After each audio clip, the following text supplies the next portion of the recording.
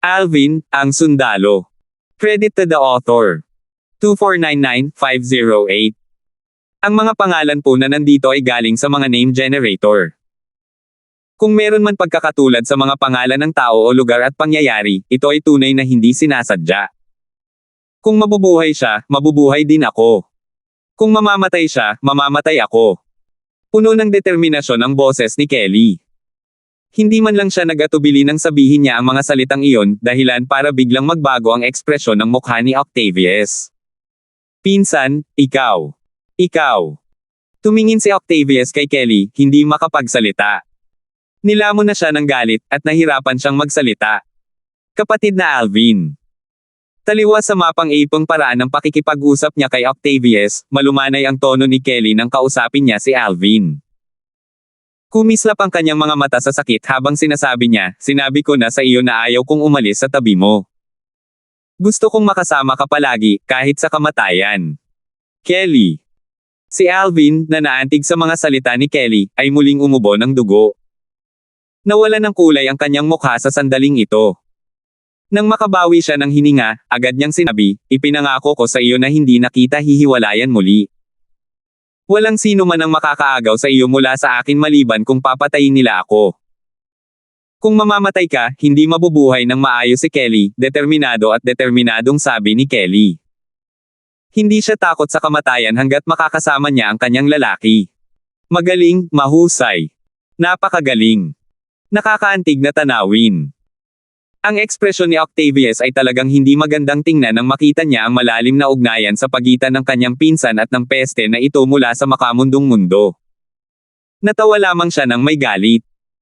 Maya-maya, kumalma siya at buong kumpiyansang sinabi, gayunpaman, sa palagay mo ba ay ipapakita ko ang aking sarili kung hindi ako gumawa ng anumang paghahanda ng maaga? Bahagyang kumunot ang noo ni Alvin nang marinig ang mga salita ni Octavius. Sa kabaligtaran, lubhang nagbago ang ekspresyon ni Kelly. Ito ay dahil alam niyang ang kanyang pinsan ay isang taong gagamitin ang lahat ng paraan para makuha ang gusto nito. Isang masamang pakiramdam ang bumangon sa kanyang puso. Malamig na tiningnan ni Octavius si Alvin bago niya ikinumpas ang kanyang braso sa ere. Alvin, tingnan mong mabuti. Sabihin mo sa akin, sino ang mga taong ito? Nanginig ng matindi ang hangin sa harap ni Octavius. Swoosh! Swoosh! Swoosh! Nayanig ng ilang sandali ang kawalan, at isang imahe ng salamin ang lumitaw sa harap ni na Octavius, Alvin, at Kelly. Malaki ang ipinagbago ng ekspresyon ni na Alvin at Kelly nang makita nila ang laman ng imahe ng salamin. Kasuklam-suklam. Tinitigan ni Kelly si Octavius. Octavius, hindi ka lang nakakahiya sa sarili mo, kundi nakakahiya ka rin sa pamilyang yon. Hindi pinansin ni Octavius ang galit na sigaw ni Kelly. Tiningnan niya si Alvin na nakahiga sa lupa at sinabing, ano sa tingin mo? Nagustuhan mo ba itong malaking red along inihanda ko para sa iyo? Ama. Ina. Batang Megan. Kristen. Tila hindi narinig ni Alvin ang mga salita ni Octavius. Ang kanyang atensyon ay nakatuon lamang sa imahe ng salamin sa harap niya na nagpapakita ng kanyang mga magulang, ng kanyang asawang si Megan, at ng kanyang anak na si Tristan. Nakikita rin niya ang kanyang nakatatandang kapatid na si Arwin Bale, ang kanyang magiging biyenan na si Feng Wu Dao, at ang iba pa niyang mga kaibigan. Nakita ni Alvin ang kanyang pamilya at mga kaibigan na nakakulong sa isang masikip at malamig na silid. Mukha silang walang sigla na parang nawala ng kaluluwa. Gayunpaman, hindi siya marinig ng kanyang pamilya at mga kaibigan kahit gaano pa siya kalakas sumigaw. Hindi nagtagal at ang imahe ng salamin ay napalitan ng ibang eksena ng isa pang grupo na nakakulong sa isang maliit na silid, na nagdulot ng isa na namang malaking pagbabago sa ekspresyon ni Alvin. Tio Propeta. Irish. Vilma.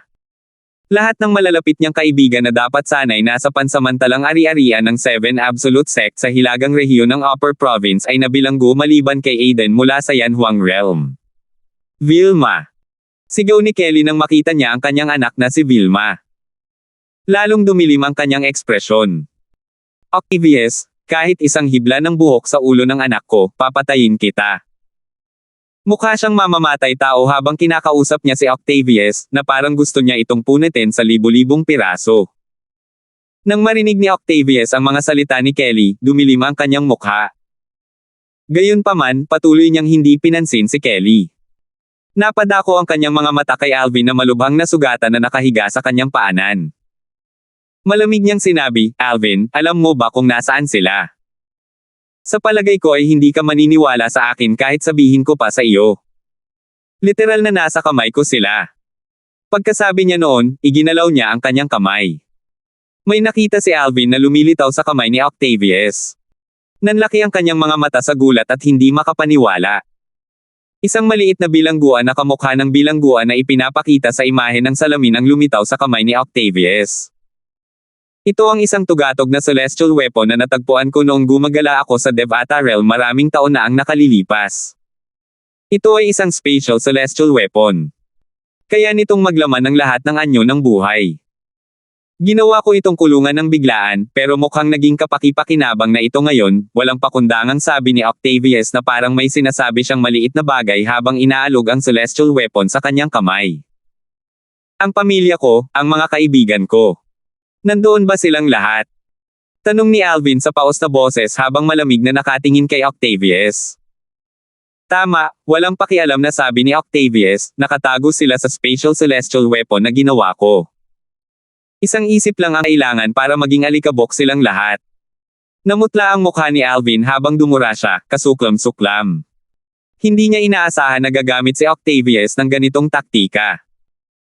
Si Octavius ay mula sa Devata Realms at malamang na hindi nakahihigit sa isang great overarching golden celestial, ngunit, may isang taong tulad niya na yumuko ng napakababa para gawing bihag ang kanyang pamilya at mga kaibigan para lang takutin siya.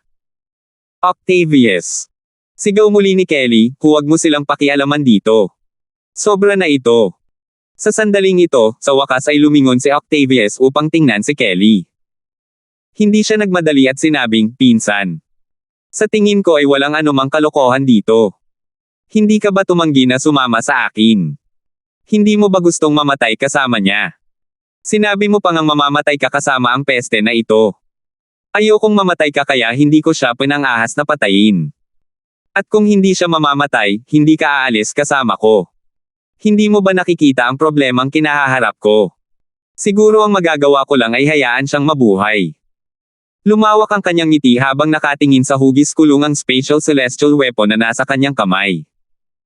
Patuloy niyang sinabi, "Gayunpaman, kailangan kong isama ang mga taong ito. Hindi ko masasabi kung ano ang mangyayari sa kanila kapag naisama ko na sila. Tutal, wala ka naman sa tabi ko para ipaalala sa akin na huwag silang saktan, mahal kong pinsan." Habang binibigkas niya ang kanyang mga salitang may nakatagong kahulugan, tiningnan niya si Kelly ng may kahulugan. Labis na naging seryoso ang ekspresyon ni na Alvin at Kelly nang marinig ito. "Octavius, tinatawag mo ang sarili mong isang celestial mula sa Devata Realm. Dapat ay lumapit ka na lang sa akin kung gusto mo akong patayin. Kasuklam-suklam ka.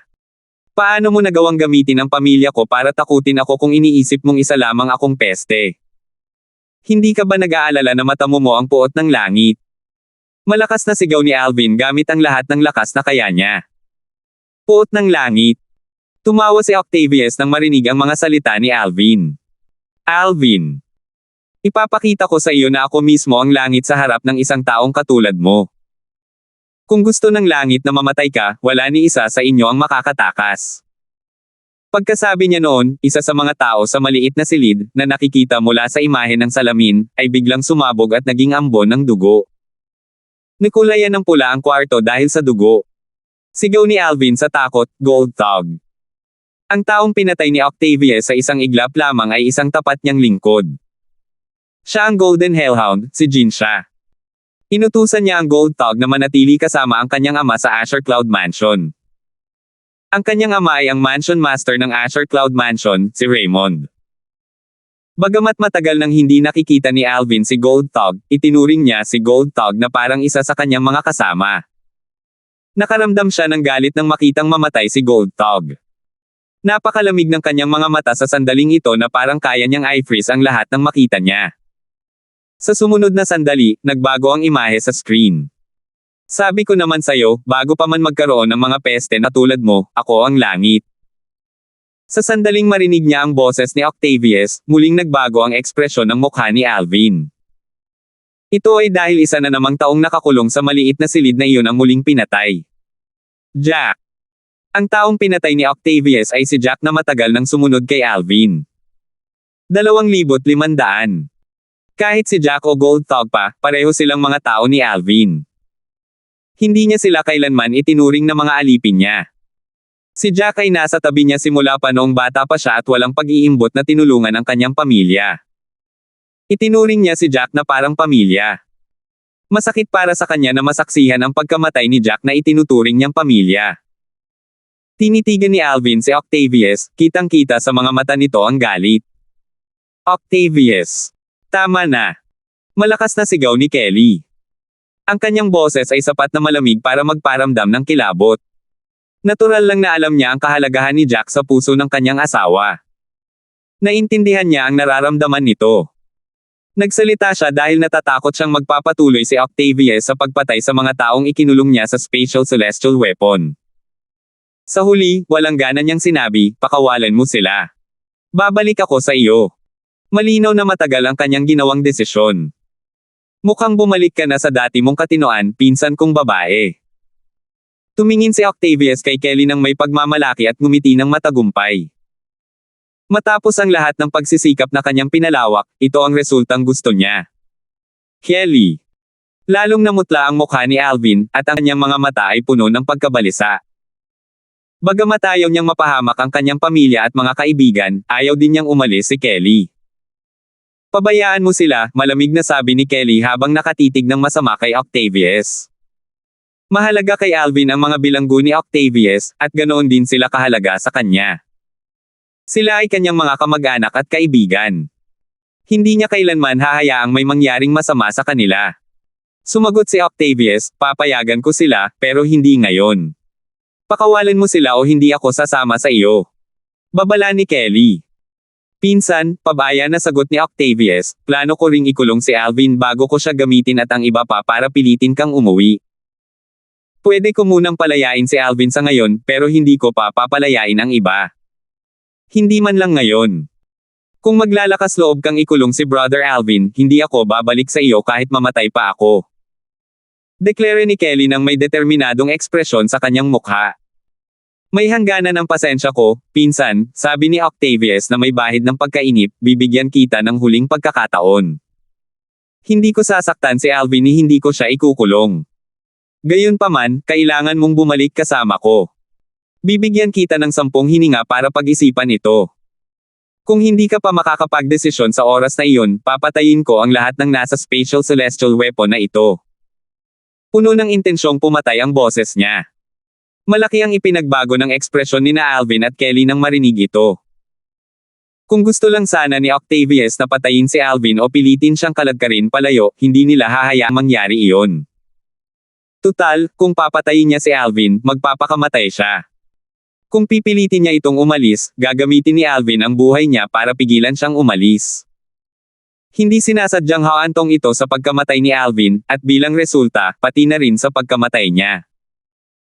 Nasa isang palaisipan si Octavius dahil ayaw niyang mamatay si Kelly, ngunit nakahanap siya ng paraan para makatakas dito sa pamamagitan ng pagbihag sa mga taong iyon.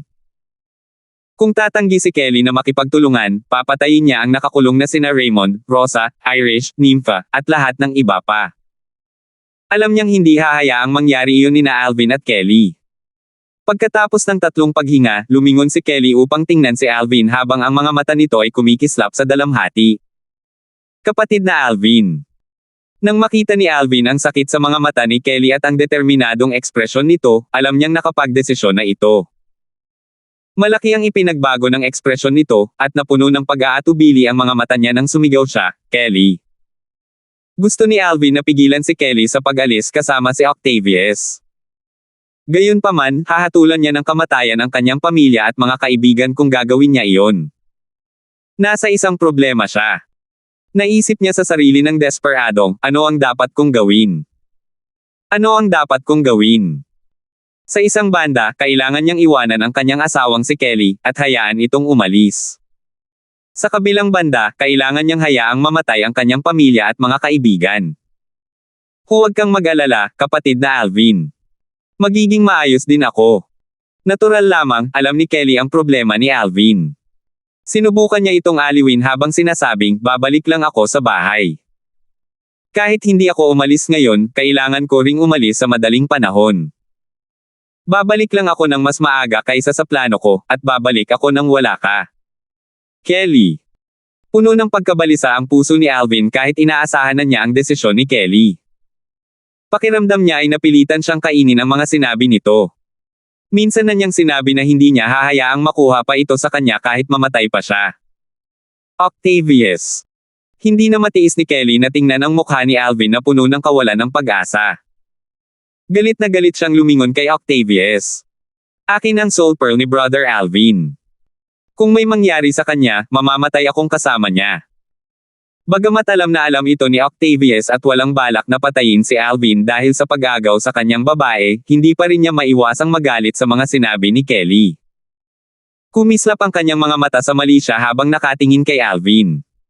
Isa lamang siyang peste mula sa isang makamundong kaharian. Hanggat hindi mo siya hahanapin, hindi ko siya sasaktan.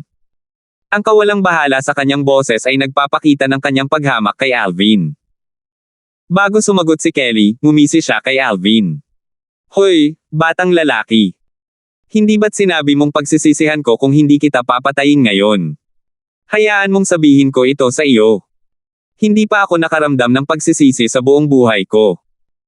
Pagkatapos magsalita ni Octavius, itinaas niya ang kanyang kamay at muling sinampal ang mukha ni Alvin, na nag-iwan ng isang mukhang galit na pulang sugat sa mukha ni Alvin. Octavius. Kailan pa nakaranas si Alvin ng ganitong kahihiyan? Tinitigan niya ng masama si Octavius habang nanginginig ang katawan sa galit. Ngayon, isasama ko ang iyong asawa, pamilya, at mga kaibigan. Gusto kong tingnan kung mapapalungkot mo ako. Ngumisi si Octavius nang makita niyang ang kanyang mga salita ay naging dahilan upang maging hindi maganda ang ekspresyon ni Alvin. Tila may naalala siya bago niya sinabi, siya nga pala, sa palagay ko ay mas makabubuti para sa akin na sabihin ito sa iyo. Ang iyong Panginoon, si Berting, ang taong nag-iwan sa iyo ng kanyang pamana, ay ngayon ang Heavenly Emperor ng isa sa 81 Devata Realms, ang Solitary Destructive Heaven. Dahil sa kanyang napakalaking kapangyarihan, siya ay itinuturing na isa sa pinakamalakas na tao sa Devata Realms. Nang marinig ito, si Alvin, na nagalit, ay nabigla. Si Berting ba ang Heavenly Emperor ng Solitary Destructive Heaven? Ang kanyang kaalaman tungkol kay Berting ay limitado lamang sa anumang natuklasan niya sa Saint Province Realm. 100,000 taon na ang nakalilipas, si Sword Saint Berting ang sect leader ng 7 Absolute Sect at ang kahalili ng First Absolute, ang Fograin Progeny. Noong siya ay isang eminent celestial, taglay niya ang lakas upang patayin ang 8 Tribulation Bodiless Celestials at maihahambing sa 9 Tribulation Bodiless Celestials. Kalaunan, umakyat siya sa isang Devata Realm. Batay sa kanyang mga nagawa sa Saint Province Realm, walang duda na magiging pambihira siya kahit sa isang Devata Realm. Kahit papaano, iyon ang pinaniniwalaan ni Alvin. Gayunpaman, hindi niya talaga inaasahan na si Berting ay naging Heavenly Emperor ng Solitary Destructive Heaven. Bagamat ang Solitary Destructive Heaven ay isa lamang sa 81 Devata Realms, ang pagiging isang Heavenly Emperor sa isa sa mga Devata Realms ay isang patunay ng lakas ni Berting. Nahirapan siyang tanggapin na si Berting ay naging Heavenly Emperor ng Solitary Destructive Heaven sa loob lamang ng 100,000 taon. Sa sandaling ito, si Alvin na labis na nabigla sa revelasyon na ito ay tila nakalimutan ang kasalukuyang sitwasyon. Masyadong nakakagulat ang mga sinabi ni Octavius. Nang kumalma siya, nagtanong siya ng may pag-aalinlangan, bakit mo sinasabi sa akin ito? Sa loob-loob ni Alvin, hindi niya maiwasang kabahan. Malinaw na alam ni Octavius na si Berting ang kanyang amo, ngunit matapang pa rin si Octavius na tretuhin siya sa ganitong paraan. May mali. Posible kayang hindi natatakot si Octavius kay Berting. Pabiro na sinabi ni Octavius, sinasabi ko ito sa iyo para sabihin sa iyo na walang kwenta sa akin si Berting. Bukod dito, pinapunta ko rin ang aking mga tauhan para habulin siya. Natural lang, wala ng Heavenly Emperor ang Solitary Destructive Heaven. 2,501. Ang pagbubunyag ni Octavius ay parang kidlat na tumama kay Alvin sa isang maaliwalas na araw. Si Berting, Ang Heavenly Emperor ng Solitary Destructive Heaven, isa sa mga Devata Realms, ay isa sa pinakamalakas na tao sa Devata Realm. Hindi lamang hindi siya natakot kay Octavius, kundi pinapante pa niya ang kanyang mga tauhan para habulin siya. Bukod dito, isiniwalat niya na ang Solitary Destructive Heaven ay wala ng Heaven Emperor. Natural lang na alam ni Alvin ang ibig sabihin nito. Ang mga lalaking isinuko ni Octavius kay Berting ang kumitil sa buhay ni Berting. Gulat pa rin at hindi makapaniwala, mabilis siyang nagpadala ng voice transmission kay Kelly. Kelly, kaya ba talaga ng mga tauhan niya na patayin ang isang Heavenly Emperor ng isang Devata Realm? Hindi sigurado si Alvin kung tunay ngang may kakayahang pumatay ang mga tauhan ni Octavius ng isang Heavenly Emperor ng isang Devata Realm, ngunit sigurado siyang alam ito ni Kelly. Sumagot si Kelly sa pamamagitan ng voice transmission, kapatid na tiyan, kung ipapadala niya ang kanyang mga tauhan upang patayin ang isang Heavenly Emperor ng isang Devata Realm, maliban sa ilang napakalakas na Heavenly Emperor, karamihan ay hindi makakatakas ng buo ang kanilang buhay. Dahil nabawi na niya ang mga alaala mula sa kanyang nakaraang buhay, alam niyang may mga mahuhusay na tauhan si Octavius sa ilalim niya na may kakayahang gumawa ng ganoong kahangahangang gawa. Nadurog ang puso ni Alvin nang marinig ang kumpirmasyon ni Kelly. Tinitigan niya ng masama si Octavius habang umuungol, hindi pa kami nagkikita ni Berting. Bakit mo ibinubuhos ang galit mo sa kanya dahil sa akin? Bakit ko ibinuhos ang galit ko sa kanya? Mahinahong sagot ni Octavius, kung naghahanap ka ng masisisi, ang sarili mo lang ang masisisi mo sa pagtanggap ng kanyang pamana. Bukod doon, dahil sa pambihirang talento ni Berting, hindi ko siya maaaring pabayaan. Hindi ka nagbabanta sa akin, ngunit kung bibigyan si Berting ng mas maraming oras, hindi ko masasabi ng sigurado na hindi siya magiging banta sa akin. Natural, may iba pang mga bagay na hindi isiniwalat ni Octavius kay Alvin. Bukod sa pag-alis ng banta sa hinaharap dahil maaaring maghiganti si Berting para kay Alvin, nag-aalala rin siya na pagkatapos umakyat si Alvin sa isang Devata Realm, lalakas si Alvin sa ilalim ng gabay ni Berting. Hindi niya maaaring hayaang mangyari ang ganoong bagay. Naisip niya ito ng mag-isa matapos itong pag-isipan. Tutal, maingat na pinlano ni Octavius ang lahat ng ito.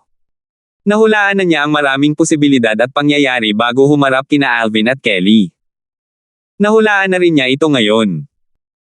Nahulaan na niya na ang kanyang pinsan ay hindi kusang babalik kasama niya, at hindi niya mapapatay si Alvin dahil sa banta ng kanyang pinsan. Gayunpaman, alam niya na kapag nabilanggo na niya ang pamilya at mga kaibigan ni Alvin, wala nang magagawa ang kanyang pinsan kundi ang sumunod na bumalik kasama niya. Ang pag-iwan kay Alvin na buhay ay nangangahulugan na binibigyan niya ng pagkakataon si Alvin na lumakas. Sa kabila ng kanyang paniniwala na hindi kailanman magiging banta sa kanya si Alvin, kahit na sa tulong ni Berting, napasya siyang alisin si Berting bilang karagdagang pag-iingat. Dahil dito, naramdaman niyang hindi na niya kailangang katakutin ang talento ni Alvin na kahanga-hanga. Ikaw. Karapat-dapat ka sa kamatayan. Galit na tinitigan ni Alvin si Octavius, nanginginig ang buong katawan niya. Kakabawi lang ng lakas ang katawan niya at ngayon ay nabalisa na. Kahit nakarapat-dapat ako sa kamatayan, wala kang kapangyarihang gumawa ng kahit ano sa akin. Tiningnan ni Octavius si Alvin nang may paghamak. Ngumisi siya habang pumapailan lang sa langit at tumingin kay Kelly. Ikinumpas niya ang kanyang kamay habang sinasabing, pinsan, oras na para umalis. Pagkatapos, ang anyo ni Kelly ay naging isang imahe, katulad ni Octavius, at naglaho. Kelly. Sigaw ni Alvin na parang nahukay ang puso niya, at nawala ang kaluluwa niya habang pinapanood niyang mawala si Kelly sa harap niya. Pakiramdam niya ay nalulunod siya sa dagat ng paghihirap. Bago umalis si Kelly, nagpadala siya ng isang voice transmission na malinaw na umalingaw-ngaw sa tainga ni Alvin. Kapatid na tiyan. Huwag kang mag-alala. Paprotektahan ko ang ama, ina, si Sister Megan, si Sister Irish, at ang iba pa. Hindi ko hahayaang may mangyaring masama sa kanila. May isa pang bagay. Ang pangalan ko noon ay Natalie Reed. Ako ay mula sa pamilyang Reed, isa sa 10 dakilang angkan sa Divine Offering Land. Ang Divine Offering Land ay sa kasamaang palad bago pa matapos ni Kelly, ang pagpapaliwanag tungkol sa lupain ng banal na alay, naputol ang kanyang pagpapadala ng boses. Malinaw na kinuha siya palayo bago pa niya matapos ipadala ang pagpapadala ng boses. Natalie. Ang lupain ng banal na alay. Tatandaan ko ito. Binuod ni Alvin ang mahahalagang bahagi ng pagpapadala ng boses ni Kelly. Siya si Natalie noong nakaraang buhay niya, at ang kanyang pamilya, ang pamilyang Reed, ay isa sa 10 dakilang angkan sa lupain ng banal na alay. Ang kanyang mga salita, ang kanyang pangalan at ang lugar na hindi niya pamilyar, ay malalim na nakaukit sa kanyang isipan. Sa sandaling ito, sa wakas ay nagamit na ni Alvin ang kaunting kapangyarihan niya, at sinimulan niyang gamutin ang kanyang mga sugat. Kasabay nito, kumuha siya ng healing medicinal pill mula sa kanyang spatial ring bago ito nilunok upang makatulong sa paggaling ng mga pinsala. Dahil sa kanyang matinding pinsala, nagawa lamang niyang sapilitang igalaw ang kanyang katawan pagkatapos ng kalahating oras. Pagkalipas ng 1 oras, sa wakas ay nagawa ni Alvin na tumalikod at humiga, nakatitig sa walang hanggang asul na kalangitan. Ang kanyang mga mata ay puno ng kawalan ng pag-asa na parang nawala ang kanyang kaluluwa, at hindi siya gumalaw ng matagal. Ang mga walang alam sa nangyayari ay iisipin na isa siyang bangkay kung makikita nila siya mula sa malayo. Ang araw na ito ay isang walang kapantay na madilim na araw para kay Alvin. Ang kanyang asawang si Kelly ay dinala palayo. Bukod dito, ang kanyang pamilya at mga kaibigan ay dinala rin palayo. Kinailangan niyang walang magawa na panoorin habang dinadala ni Octavia si Kelly, ang kanyang pamilya, at mga kaibigan palayo. Basura. Basura ako. Basura ako. Ito ang unang pagkakataon na walang awang minamaliit ni Alvin ang kanyang sarili. Sa harap ng napakalakas na lakas ni Octavius, ang kanyang lakas na itinuturing na pinakamataas sa makamundong kaharian ay walang silbi at hindi karapat-dapat banggitin. Para siyang langgam sa harap ni Octavius, at madali siyang kayang durugan ni Octavius hanggang sa mamatay. Hindi na kailangan pang gumalaw ni Octavius, sa isang isip lang ni Octavius, makakaranas na siya ng isang trahedya. Sino ba si Octavius sa mundong ito? Kahit ang mga tauhan niya ay may kakayahang pumatay ng isang heavenly emperor mula sa isang Devata realm. Bukod dito, nasaan ang Divine Offering Land? Napuno ng kalituhan ang isip ni Alvin. Inakala niya na si Octavius ay isa lamang makapangyarihang celestial mula sa isang Devata realm, hindi niya inaasahan na kaya pala ni Octavius na pumatay ng isang heavenly emperor mula sa isang Devata realm. Hindi inaasahan, hindi na kailangang personal na kumilos ni Octavius, ang kanyang mga tauhan ay higit pa sa may kakayahan sa trabahong iyon. Kahit na si Octavius ay hindi kasing lakas ng isang heavenly emperor, ang pagkakaroon ng mga taong tulad niya sa ilalim niya ay nangangahulugan na ang kanyang pinagmulan ay pambihira.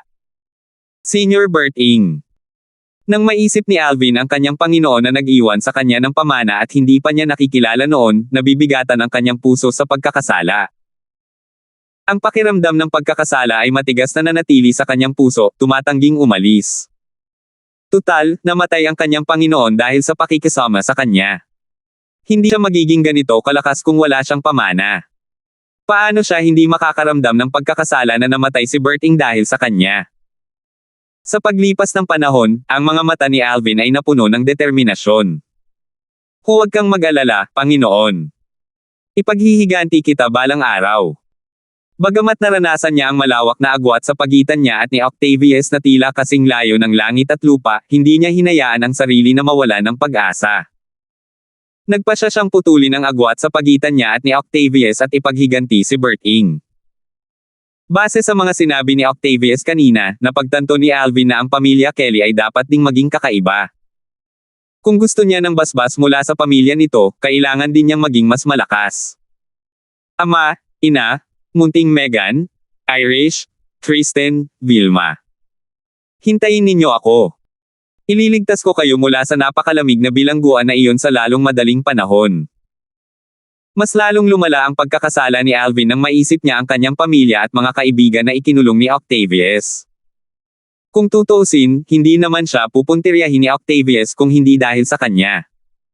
Nako! Ang lakas ko ay napakahina pa rin. Bago ang araw na ito, nakaramdam si Alvin ng hindi maiiwasang pagmamalaki sa kanyang lakas simula nang magkaroon siya ng lakas na maihahambing sa isang 9 tribulation bodily celestial. Gayunpaman, pagkatapos makilala si Octavius, alam niyang napakahina pa rin niya. Ang kanyang kapangyarihan ay walang-wala sa harap ng isang tunay na powerhouse. 3 araw. Nakahiga si Alvin sa bundok ng 3 araw. Maraming bagay ang naisip niya habang nakahiga roon. Nawalan siya ng pag-asa at nakaramdam ng pagkawala at pabago-bago ang kanyang mga emosyon. Gayunpaman, sa huli, nabawi niya ang kanyang sarili. Natatakot ako na ang mga sugat na ito ay mangangailangan ng mga 10 araw hanggang kalahating buwan upang tuluyang gumaling. Sa wakas ay nakabawi na si Alvin sa kanyang kahinahunan. Hindi na siya mukhang isang taong nawala ng pamilya at mga kaibigan. Natural, isa lamang itong maskara na isinuot niya. Paano ngang isang taong tulad niya na nagpapahalaga sa pagmamahal at katapatan ay hindi lubos na maaapektuhan? Ibinaon lamang niya ang kanyang sakit at kawalan ng pag-asa sa kaibuturan ng kanyang puso. 2,502. 3 buong araw na ang lumipas. Lahat ng posibilidad, maiisip man o hindi, ay sumagi sa isip ni Alvin. Napilitang umalis si Kelly, at ang kanyang pamilya at mga kaibigan ay dinala palayo. Walang alinlangan na ito ay isang mabigat na dagok kay Alvin. Gayunpaman, alam niyang hindi niya kayang maglumuhod sa kawalan ng pag-asa o paghihirap, hindi ito makakatulong sa sitwasyon. Ang tanging magagawa niya ngayon ay kontrolin ang kanyang emosyon at mabilis na dagdagan ang kanyang lakas.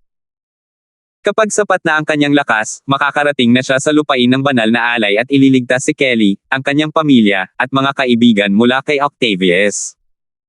Habang nakatingin siya sa asul na kalangitan, mamulong siya sa sarili, Kelly, hindi kita paghihintayin ng matagal. Di nagtagal, lumipad si Alvin sa himpapawid, nilisan ng lugar na parang wala siyang problema. Natural, isa lamang itong pagkukunwari.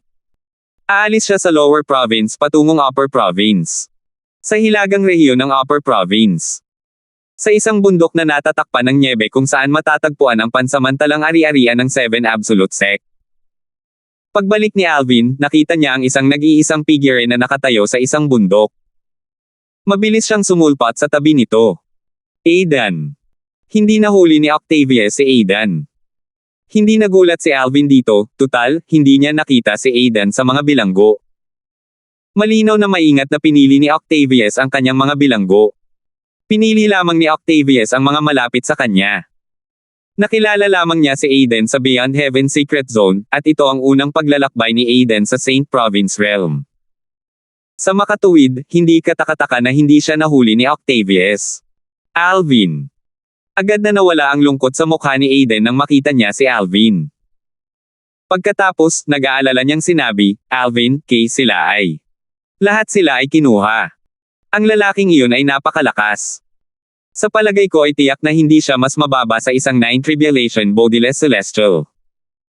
Hindi niya maitago ang takot sa kanyang mukha nang maalala niya ang binata na nakasuot ng berde na nakilala niya ilang araw na ang nakalipas. Malinaw niyang naalala ang eksena, pakiramdam niya ay isa siyang langgam sa harap ng binata na nakasuot ng berde. Bagamat hindi siya tinarget ng binata na nakasuot ng berde, alam niya na kung gugustuhin ng binata na nakasuot ng berde, mamamatay siya sa isang iisip lamang. Manam, alam ko. Pinaikit ni Alvin ang kanyang mga mata at tumango. Natural lang, alam na niya kung sino ang tinutukoy ni Aidan. Bago pa makasagot si Aidan, sinabi niya, bumalik na tayo sa Beyond Heaven Secret Zone at tumungo sa Yanhuang Realm. Pero ang iba.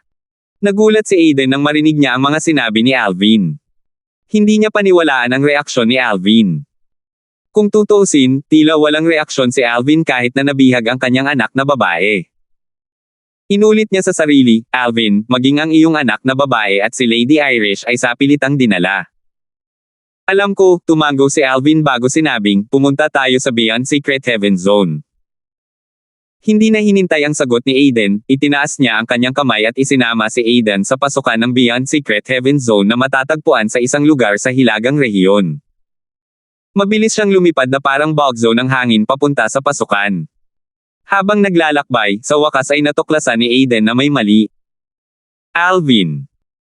Maraming tanong ang nakasabit sa dulo ng kanyang dila, ngunit nang makita niya ang walang laman na tingin sa mga mata ni Alvin, nagpasya siyang kagatin ang kanyang dila at lunukan ang mga tanong. Wala siyang nakitang emosyon sa mga mata ni Alvin na parang nawala ang kanyang kaluluwa. Sigurado siyang may nangyari. Nandito na tayo. Sa isang kisap mata, dinala ni Alvin si Aiden sa pasukan ng Beyond Heaven Secret Zone na matatagpuan sa isang lambak ng nyebe na nababalutan ng makapal na hamog. May ilang bahay na gawa sa kahoy na nakatayo sa lambak ng nyebe. Mukhang wala itong pinagkaiba noong huling umalis si Alvin. Tila walang dumating pagkatapos nilang umalis. Tara na. Kumislap ang mga mata ni Alvin habang nakatingin sa black hole sa ere. Nang papasok na sana si Alvin sa black hole, sumigaw si Aiden, "Alvin!" Huminto si Alvin at lumingon kay Aiden nang may pag-aalinlangan. Ano? Ano iyon? Hindi niya alam kung bakit siya tinawag ni Aiden. Maaaring hindi tayo mapunta sa parehong lugar pagkatapos makapasok sa Beyond Heaven Secret Zone, sagot ni Aiden, kaya dapat tayong maghanap ng lugar na mapagtatagpuan, tama ba?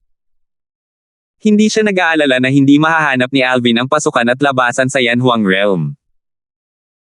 Gamit ang kapangyarihan ni Alvin, madali siyang makakahanap ng taong gagabay sa kanya doon.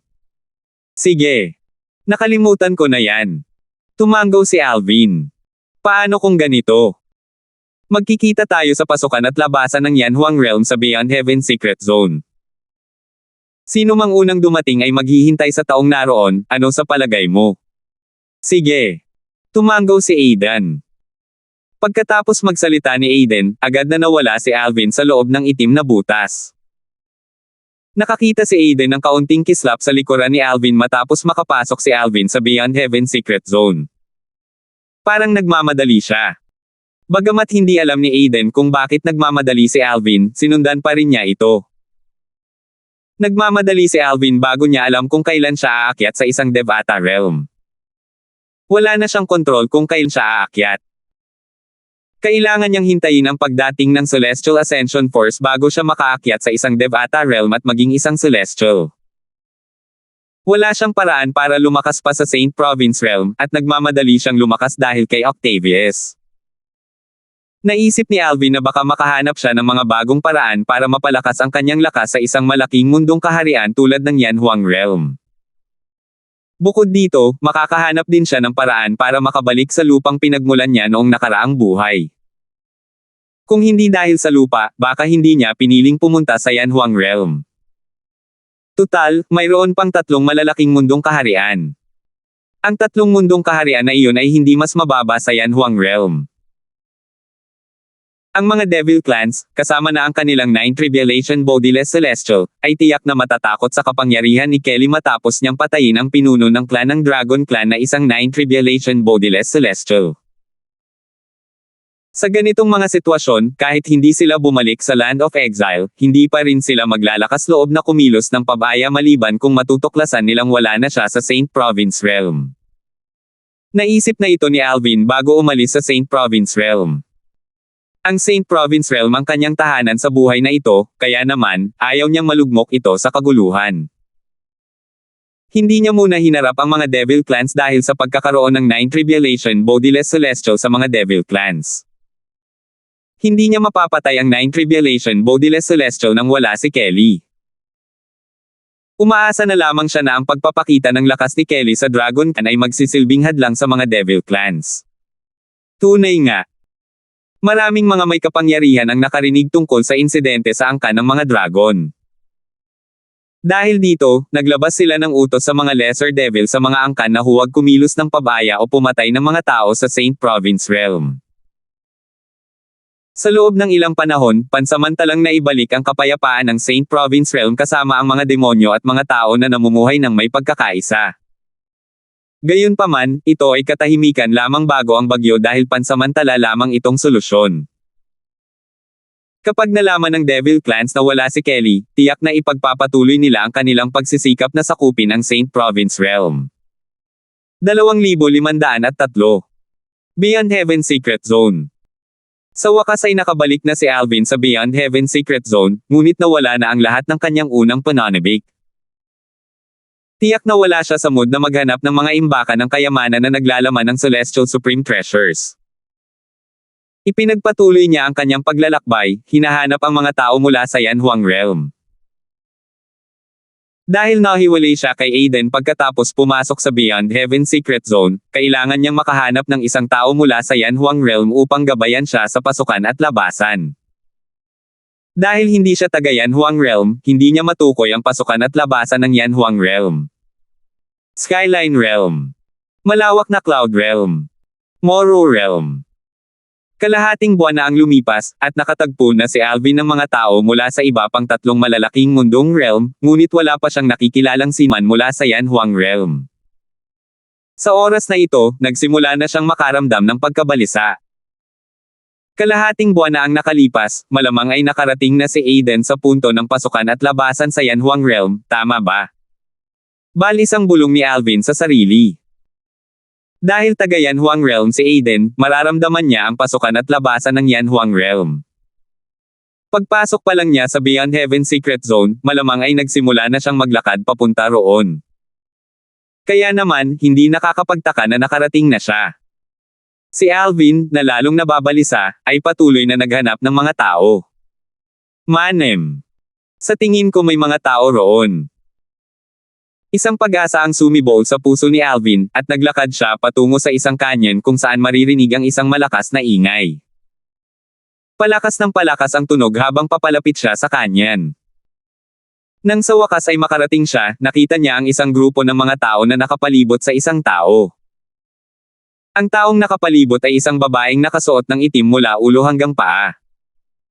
Maging ang mukha nito ay natatakpan ng itim na tela. Nakadamit siya na parang isang mamamatay tao sa mga dramang napanood ni Alvin noong nakaraang buhay niya. Napansin niyang babae ito dahil sa kasuotan nitong nakadikit sa kanyang figure.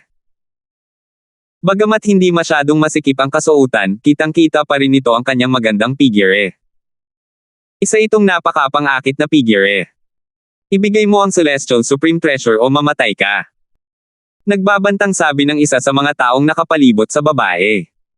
Ang kanyang mga salita ay puno ng intensyong pumatay. Tila papatayin nila siya sa sandaling magpakita siya ng anumang senyales ng pagtutol. Isang magulo at hindi maayos na binata ang nagsabi sa babaeng nakaitim, bakit hindi mo tanggalin ang itim na tela na nakatikip sa iyong mukha? Kung maganda ka at ibibigay mo sa akin ang kataas-taasang kayamanan sa langit, baka kunin pa kitang babae. Ang mga mata ng babae, ang tanging bagay na hindi natatakpan ng kanyang pag-angat, ay kumislap sa paghamak habang sinasabi niya sa isang malambing na boses, hindi ba't napagkasundoan natin na unang dumating, unang magsisilbi bago tayo pumasok sa Heaven Rank Treasure Vault? Bakit kayo lahat ay umatras sa inyong mga salita nang makuha ko ang Celestial Supreme Treasure? Isang babaeng nakatayo sa tapat ng babaeng nakaitim ang napangisi. Karamihan sa mga tao roon ay may mapanghamak na ekspresyon sa kanilang mga mukha. Iilan lamang ang may mapang-uyam na ekspresyon sa kanilang mga mukha. Mayroon bang sino man ang ayaw ng Celestial Supreme Treasure? Marahil, sumang-ayon sila na ang mga makakahanap ay magiging tagapag-ingat. Gayunpaman, iyon ay bago pa man lumitaw ang isang Celestial Supreme Treasure. Ngayon na ang isang Celestial Supreme Treasure ay nakataya, ang mga salita ng lahat ay lumipad palabas ng bintana. Mukhang may tiwala siya sa sarili. Naisip ni Alvin na kararating lang. Malinaw niyang naramdaman na ang babaeng nakaitim ay hindi natatakot kahit na napapaligiran ng napakaraming tao. Tila kalmado ito. Malinaw sa kanya na may tiwala ito sa sarili. Sa sandaling ito, ang pagdating ni Alvin ay nakakuha ng atensyon ng lahat, kasama na ang babaeng nakaitim. Gayunpaman, hindi nila siya sinulyapan bago muling lumingon upang tingnan ang babaeng nakaitim. Sa kabilang banda, ang babaeng nakaitim ay nakatitig ng malamig sa mga taong nakapalibot sa kanya. Alam niyang aatake na sila. Nang malapit nang magsimula ang isang labanan, nagsalita si Alvin, kumusta sa lahat? Mayroon bang sino man mula sa Yanhuang Realm dito? Muling lumingon ang grupo ng mga tao kay Alvin nang magsalita siya. Gayunpaman, wala ni isa sa kanila ang sumagot sa kanya. Inakala nilang isa lamang siyang lalaking pumasok sa Beyond Heaven Secret Zone. Malamang ay wala pang 100 taong gulang siya at isa ring eminent celestial na katulad nila. Hindi sila maaaring mag-alala sa isang taong katulad niya. Kung tutuusin, hindi naman siya banta sa kanila. Paano kung galit siya dahil hindi nila siya pinansin? Mayroong hindi bababa sa 3 Eminent Celestial sa kanilang grupo, ano ang magagawa ng isang Eminent Celestial laban sa napakaraming tao? Hindi nagulat si Alvin sa kanilang malamig na pakikitungo. Masusing pinagmasdan niya ang kanilang mga ekspresyon habang nagsasalita, at natukoy niya, batay sa kanilang mga ekspresyon, na ang isa sa kanila ay mula sa Yan Huang Realm. Hindi siya malinlang ng kanyang mga mata. Habang nakatitig si Alvin sa taong mula sa Yan Huang Realm, ang grupo ng mga tao ay nagsimulang sumigaw ng paisa-isa. Patayin mo siya! Patayin mo siya! Kunin mo ang kataas-taasang kayamanan sa langit. Iba't ibang pag-atake ang dumaan patungo sa babaeng nakaitim, dahilan para magmukha siyang isang halimaw na nakakulong. Gayunpaman, ngumisi lamang siya. Kumislap ng may paghamak ang kanyang mga mata habang itinataas niya ang kanyang kamay. Agad na lumitaw ang isang punyal sa kanyang kamay. Sa isang sulyap pa lang, natukoy ni Alvin na ang punyal ay isang Celestial Supreme Treasure. Swoosh! Pinanood ni Alvin ang tila nakulong na babaeng nakaitim habang hawak ang kanyang punyal. Para bang mayroon siyang banal na tulong, madali niyang naipagtanggol ang sarili laban sa mga ataking ipinupukol sa kanya. Maya-maya, kumulo ang enerhiya sa ibabaw ng kanyang katawan bago niya ito tuluyang pinakawalan. Hindi. Malaki ang ipinagbago ng ekspresyon ng 3 Eminent Celestial nang ilabas ng babaeng nakaitim ang enerhiya. Dahil sila ay mga Eminent Celestial, tiyak na mas sensitibo sila sa panganib kumpara sa lahat. Napagtanto nila kalaunan na ang babaeng nakaitim ay maaaring isang Eminent Celestial na katulad nila, ngunit ang kanyang lakas ay tiyak na mas malakas kaysa sa isang 3 Tribulation Bodiless Celestial. Ang kanyang kapangyarihan ay tumaas sa ganitong antas matapos makuha ang Celestial Supreme Treasure. Ibig sabihin, bago niya makuha ang Celestial Supreme Treasure, ang kanyang lakas ay kapantay ng isang 3 Tribulation Bodiless Celestial. Sa 3 Eminent Celestial na nakapalibot sa babaeng nakasuot ng itim, 2 sa kanila ang may lakas na kapantay ng isang 3 Tribulations Bodiless Celestial. Sa sandaling gumanti ang babaeng nakasuot ng itim, naramdaman nila ang panganib at ang pagnanais na umatras. Tiningnan nila ang babaeng nakasuot ng itim na may mga matang puno ng inggit at selos at kaunting takot. Kung tutuusin, kung mayroon silang Celestial Supreme Treasure, ang kanilang lakas ay hindi bababa sa kanya. Itinago niya ang lakas niya. Tinaasan ni Alvin ang isang kilay habang nakamasid mula sa malayo. Boom! Sa sandaling ito, isang mas malakas na atake ang sumugod patungo sa babaeng nakaitim. Mabilis niyang ginamit ang kanyang punyal ng kasing bilis ng kidlat. Isang kislap ng liwanag na tila banal ang makikita habang iniiwasan niya ang mga atake. Boom! Boom! Isang sunod-sunod na pagsabog ang umalangaw sa hangin na parang isang bagyo habang ang babaeng nakaitim ay naglabas ng isang sumasabog na enerhiya, na epektibong nagpawalang bisa sa mga atake mula sa grupo ng mga taong may hawak na punyal. Sa sandaling ito, ang ekspresyon ng grupo ng mga tao, kabilang ang 3 Eminent Celestials, ay lubhang nagbago nang makita nilang madaling nailagan ng babae ang kanilang mga atake. Masama ito. Minamaliit natin ang tingin natin sa kanya. Ang kapangyarihan niya ay kahit papaano ay kapantay ng isang 5 Tribulation Bodiless Celestial. Talagang hindi inaasahan ng mga taong ito na itatago ng babaeng nakaitim ang kanyang kapangyarihan. Kung alam lang nila na kasing lakas siya ng isang 4 Tribulations Bodiless Celestials bago nila nakuha ang Celestial Supreme Treasure, hindi sila magkakaroon ng lakas ng loob na pagnasaan ang Celestial Supreme Treasure na hawak niya kahit pa magkaroon sila ng 100 dosis ng lakas ng loob. Takbo! Nagpa siya ang 3 Eminent Celestial na tumakas nang mapagtanto nilang mas malakas ang babaeng nakaitim kaysa sa kanila. Gayunpaman, makakatakas kaya sila. Sa isang kisap mata lamang, pinatay ng babaeng nakaitim ang 3 Eminent Celestial at ang mga taong nakapalibot sa kanya kanina bago pa man sila makariak. Di nagtagal, si Alvin at ang babaeng nakaitim na ang tanging natira sa malawak na kanyan. Tiningnan ni Alvin ang babaeng nakaitim habang dahan-daang nagtanong, taga Yan Huang Realm ka ba? 2,504. Maingat na tumingin ang babaeng nakaitim kay Alvin at nagtanong, gusto mo rin ba ang aking Celestial Supreme Treasure? Ang tanging nakikita ni Alvin ay ang mga mata at mahabang buhok ng babaeng nakaitim na parang talon na bumagsak sa kanyang likuran. Sabik na siyang hindi makahanap ng kahit sino mula sa Yan Huang Realm matapos ang mahabang panahon kaya't nainas siya nang marinig ang mga salita ng babae at ang pagtanggi nitong sagutin ang kanyang tanong.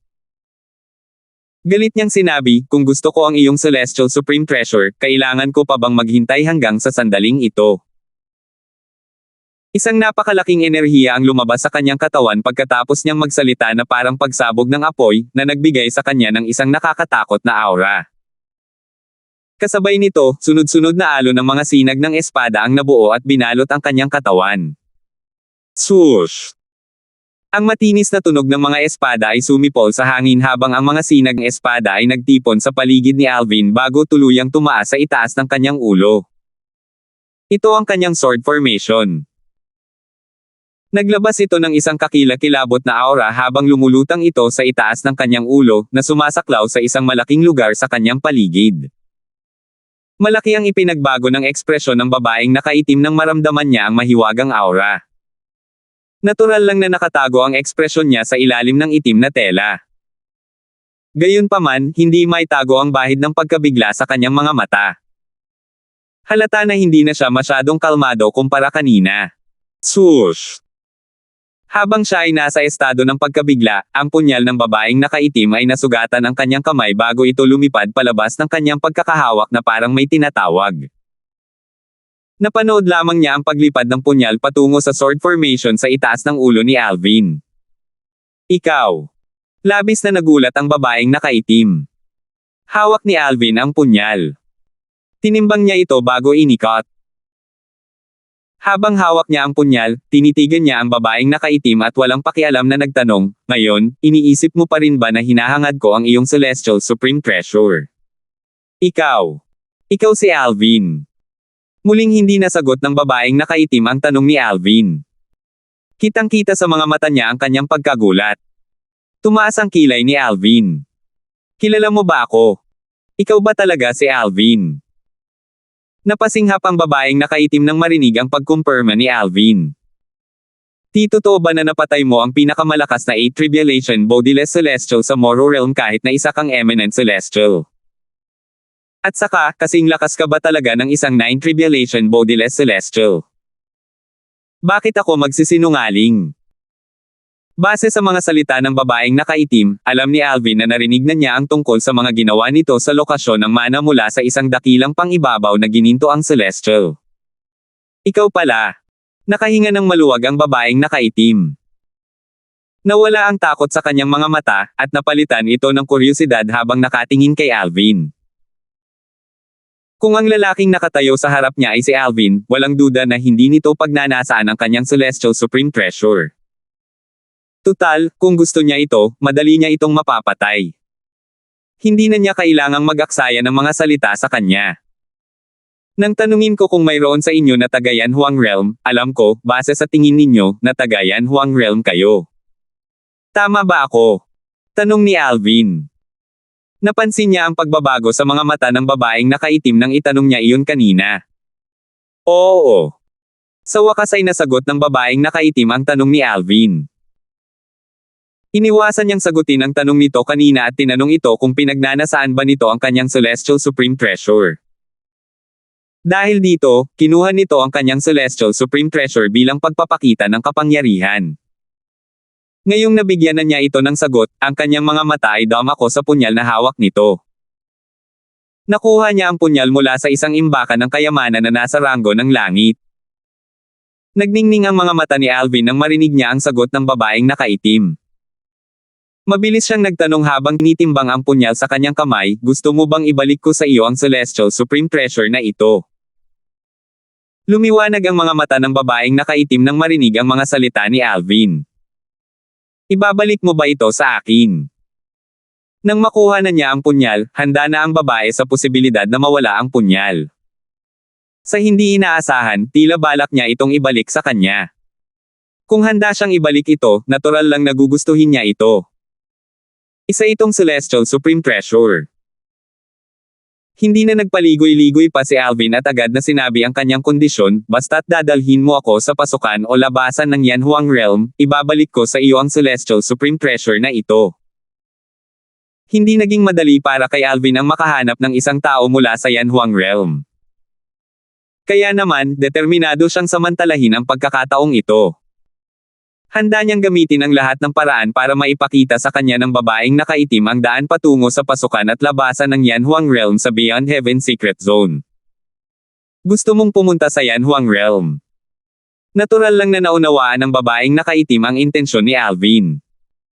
Sa wakas ay alam na niya kung bakit siya at ang grupo ng mga tao ay tinanong nito kung sila ay taga Yanhuang Realm. Manam. Tumanggaw si Alvin. Wala ka bang kasama mula sa Celestial Master Sect? Bakit hindi mo siya hiniling na pamunuan ka roon? Nag-aalinlangang tanong ng babaeng nakaitim. Pamilyar siya sa mga kakayahan ni Alvin sa Beyond Heaven Secret Zone. Hindi lamang niya narinig ang tungkol sa lakas nito na kapantay ng 9 Tribulations Bodiless Celestials at kung paano niya napatay ang pinakamalaki 8 Tribulation Bodiless Celestials sa Moro Realm, ngunit din niya na ang isa sa mga kasama nito ay mula sa Celestial Master Sect sa Yanhuang Realm. Narinig mo na ba ito? Hindi maitago ni Alvin ang kanyang pagkagulat. Dinala ko siya sa Saint Province Realm. Gayunpaman, nagkahiwalay kami nang pumasok kaming muli sa Beyond Heaven Secret Zone. Nakikita ko. Tumanggo ang babaeng nakaitim. Luminggalinga siya habang may tusong liwanag na sumilay sa kanyang mga mata. Kumunat ang noo ni Alvin. Hindi niya pinalampas ang tusong kislap sa mga mata ng babaeng nakaitim. Bahagya siyang nakaramdam ng isang nakakatakot na pakiramdam sa kanyang puso. Sabi ng babaeng nakaitim, wala akong problema sa paggabay sa iyo papunta sa pasukan at labasan ng Yanhuang Realm. Gayunpaman, bago iyon, kailangan mo muna akong tulungan na malampasan ang mga hamon sa mga imbakan ng kayamanan na nasa ranggo ng langit. Gusto ko ang mga banal na kakayahan mula sa mga Devata Realm. Wala akong interes sa maliit na mana sa mga imbakan ng kayamanan na nasa ranggo ng langit kaya hindi mo na ako kailangang tulungan dyan. Huwag mong subukang samantalahin ang sitwasyon. Dumilim ang ekspresyon ni Alvin. Nagiging mapagbigay na ako sa pagsasauli sa iyo ng Celestial Supreme Treasure. Paano mo nagawang humingi ng tulong sa akin para makuha ang mga divine abilities sa mga Heaven Rank Treasure Vaults? Hindi ko sinasamantala ang sitwasyon. Ang tusong liwanag sa mga mata ng babaeng nakaitim ay lalong lumiwanag. Kung tutuusin, hindi naman mahirap para sa iyo na tulungan akong malampasan ang mga hamon, di ba? Tunay nga. Hindi naging mahirap para kay Alvin na malampasan ang lahat ng hamon sa isang Heaven Rank Treasure Vault. Gayunpaman, ayaw niyang mag-aksaya ng masyadong maraming oras dito. Tutal, kakailanganin ng ilang oras para maisaulo at maunawaan ng isang tao ang mga divine abilities. Naiinis niyang sinabi, may hangganan ang pasensya ko. Kung hindi mo gagawin, hahanap na lang ako ng iba. Walang anuman. Hindi naman sa hindi ko kayang lampasan ang mga hamon. Kailangan ko lang ng mas maraming oras, walang pakialam na sabi ng babaeng nakaitim, na naglagay kay Alvin sa isang mahirap na sitwasyon. Hindi ka ba natatakot na papatayin kita? Tinitigan ni Alvin ang babaeng nakaitim. Malamig ang mga mata niya habang nakatitig dito. Gagawin mo ba? Sagot ng babaeng nakaitim habang nakatitig kay Alvin. Hindi nawala ang tusong liwanag sa kanyang mga mata. Ngumisi si Alvin, ngunit sa huli, nagpasya siyang makipagkompromiso. Tutal, mahirap para sa kanya na makatagpo ng isang tao mula sa Yanhuang Realm. Sino ang mag-aakala kung kailan siya makakahanap ng ibang tao mula sa Yanhuang Realm kung hahayaan niya itong umalis? Ang babaeng nakaitim ay mukhang labis na nasiyahan sa kanyang sarili nang pumayag si Alvin sa kanyang kahilingan. Inabot siya ng 3 araw at 3 gabi para matulungan siyang malampasan ang mga hamon. Sa katunayan, maaari niya sanang gawin ito ng mas mabilis, ngunit pinaghihigpitan siya ng mga patakaran sa Heaven Rank Treasure Vault. Assist Type Divine Ability. Ang Divine Ability sa Heaven Rank Treasure Vault ay agad na lumitaw sa harap ni Alvin. Ito ay isang Assist Type Divine Ability mula sa isang Devata Realm.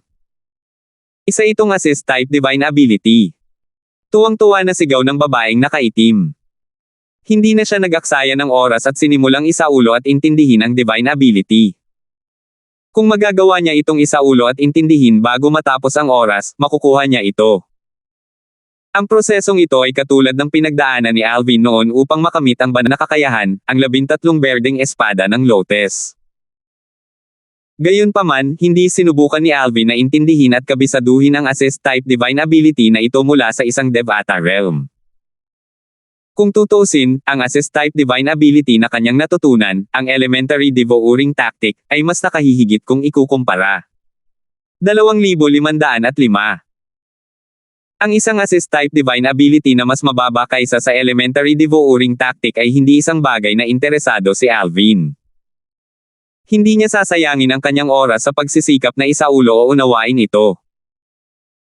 Naisip ni Alvin sa sarili, habang abala siya sa pagsasaulo at pag-unawa sa assist-type divine ability, mas mabuting gamitin ko na lang ang oras na ito para mas maunawaan ang 13 Green Lotus Swords. Ang 13 Green Lotus Swords ay isang napakalakas na divine ability mula sa isang Devata realm. May ilang bahagi lamang ang naunawaan ni Alvin, at sa kasalukuyan, ang kanyang kahusayan sa divine ability ay nagbibigay lamang dito ng lakas na maihahambing sa isang ordinaryong divine ability mula sa Devata realms. Upang mailabas ang buong potensyal nito, kailangan niya itong patuloy na unawain.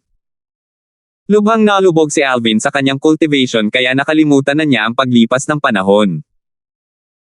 Nang gisingin siya ng babaeng nakaitim, natuklasan niyang nawala na ang mesa na bato na naglalaman ng assist-type divine ability. Tinanong niya ito, nakuha mo na ba? Manam. Tumango ang babaeng nakaitim. Nakikita ni Alvin ang kaunting tuwa at ginhawa sa mga mata nito nang magsalita ito. Sabi ng babaeng nakaitim, pagkatapos ko itong isaulo, nang imulat ko ang aking mga mata, nawala na ang tapyas na bato. Tila nakahinga siya ng maluwag dahil halos hindi niya naisolo ang assist-type divine ability bago ito nawala. Dahil nakuha na niya ang kanyang layunin, tinanong siya nito, maaari mo ba akong dalhin sa punto ng pagpasok at paglabas sa Yanhuang realm ngayon? Tara na. Tumango ang babaeng nakaitim. Aakayin niya si Alvin sa pasukan at labasan ng Yanhuang realm sa Beyond Heaven Secret Zone gaya ng ipinangako niya sa kanya. Swoosh! Paalis na sana ang babaeng nakaitim sa lambak at patungong silangan nang biglang itinaas ni Alvin ang kanyang kamay.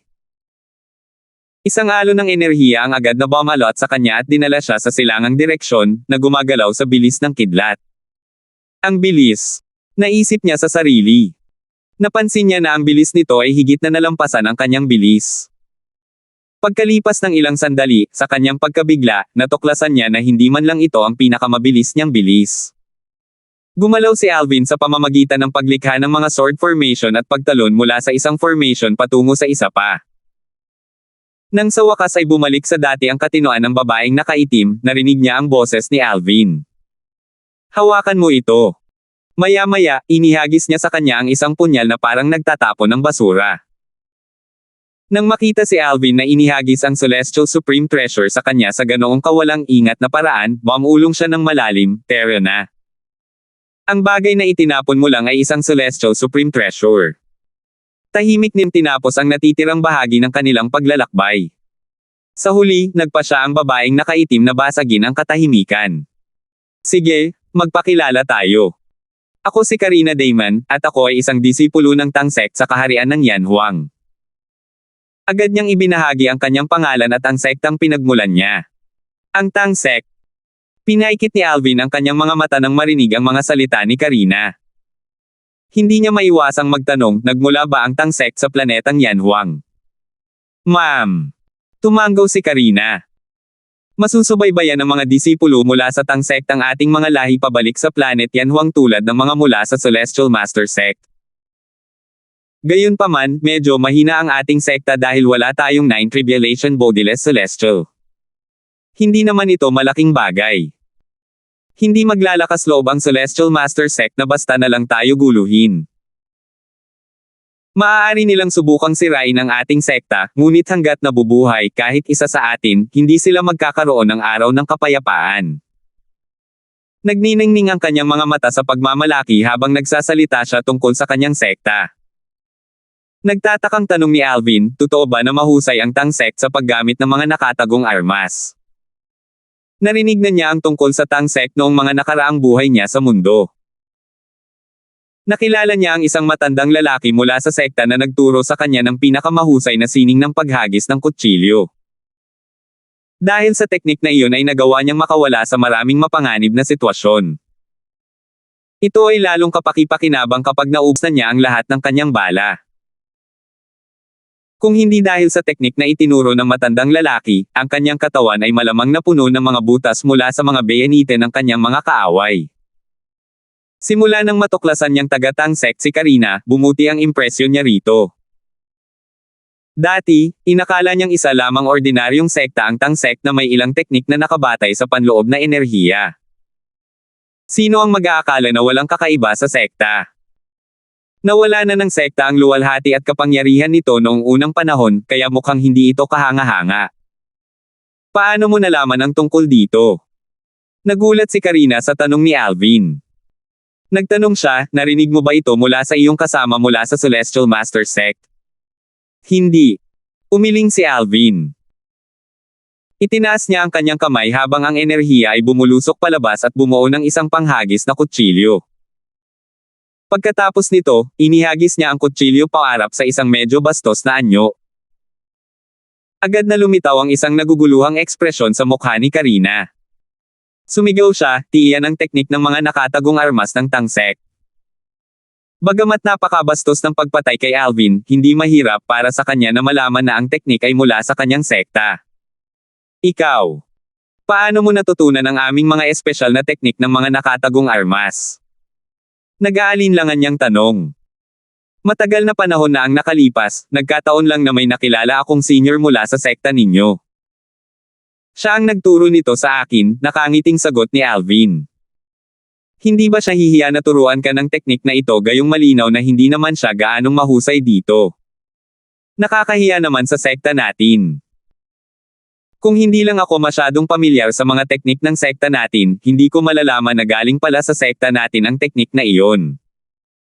Nakakunot ang noo na sabi ni Karina. Tila pakiramdam niya ay malaking kasiraan ang nagawa ng senior na ito mula sa sekta niya sa Tang sect. Umiling si Alvin. Ang kanyang dating anyo ay nabuhay sa kalagitnaan ng panahong post-technics. Pinatunayan nito na ang matandang lalaki ay pambihira dahil sa kakayahang matindaan ang mga turo ng kanyang sekta. Bukod dito, hindi patas na ikumpara ang matandang lalaki kay Karina na nasa kanyang kasagsagan at malinaw na kahalili ng Tang sect. Maya-maya, bulalas ni Karina, ayan na. Nasa unahan lang natin.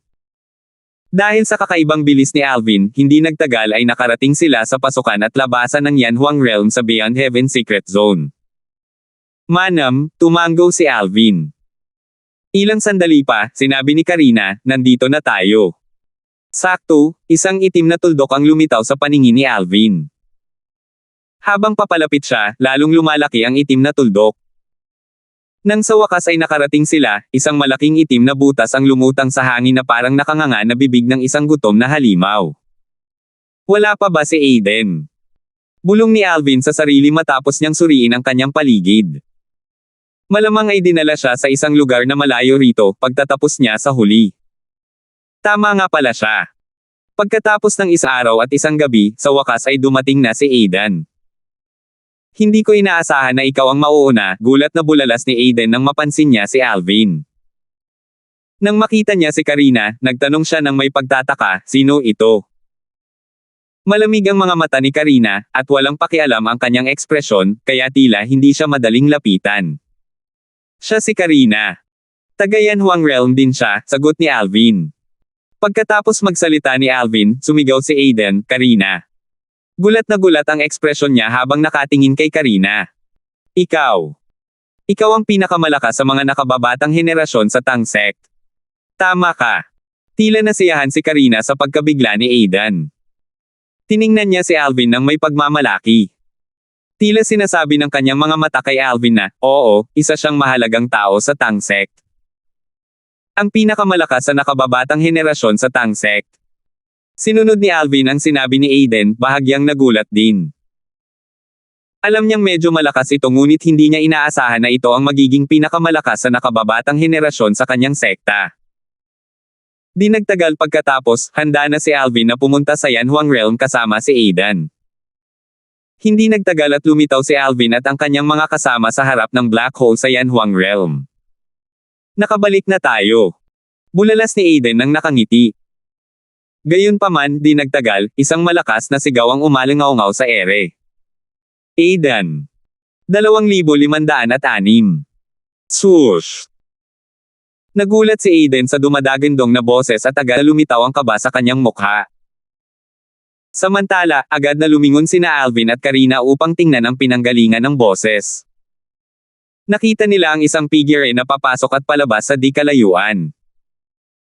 Habang papalapit ang figure sa kanila, sa wakas ay nakita nilang isa itong matandang lalaki. Naisip ni Alvin na pamilyar ang matanda. Pinagmasdan ni Alvin ang matanda habang iniisip, nakilala ko na ba siya dati? Bukod doon, natuklasan niya na ang mga mata ng matanda ay nakatuon sa kanya kahit na tinawag niya ang pangalan ni Aidan. Nagliyab ang apoy ng galit at hanggaring pumatay sa mga mata ng matanda nang tumingin siya kay Alvin na parang nasisiyahan siya sa ideya na patayin ito ng dahan-dahan at masakit. Mukhang galit talaga siya sa akin.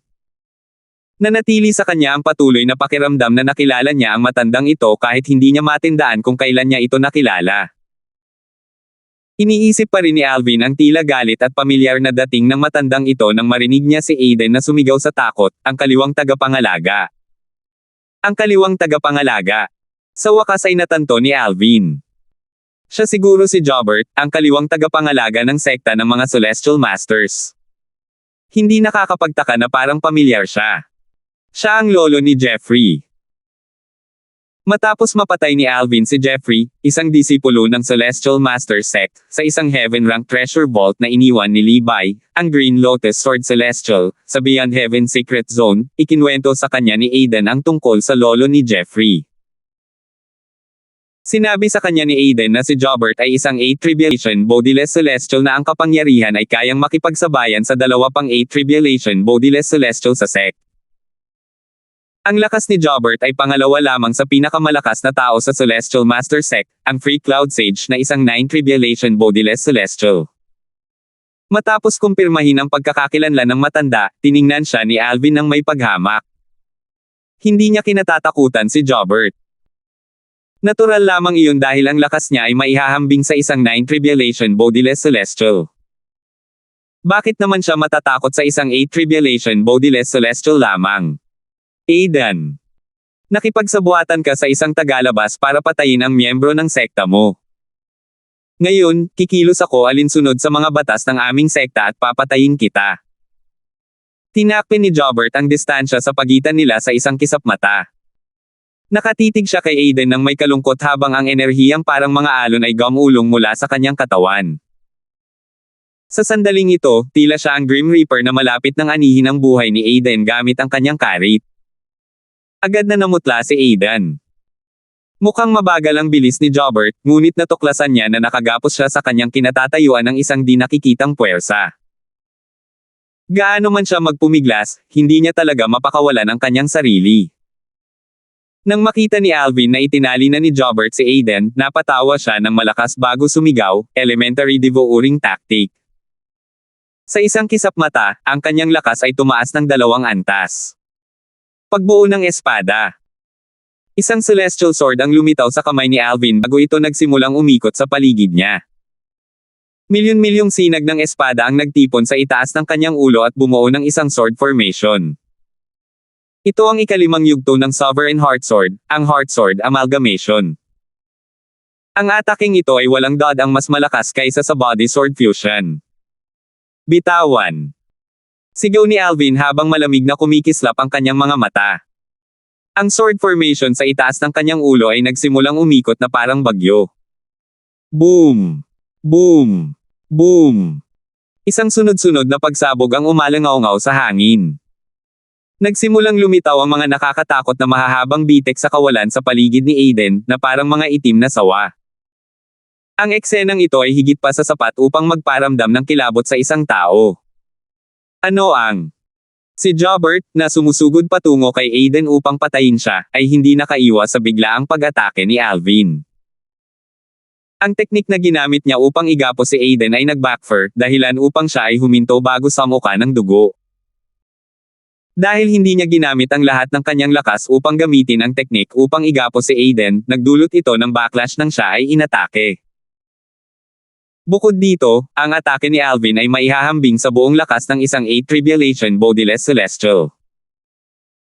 Dahil pinipigilan niya ang kanyang lakas, natural lamang na hindi niya matiis ang tindi ng atake gamit ang buong lakas ng isang 8 Tribulation Bodiless Celestial. Ikaw, paano ka naging ganito kalakas? Takot at hindi makapaniwalang tiningnan ni Jobert si Alvin habang pinupunasan ang dugong tumulo mula sa kanyang bibig.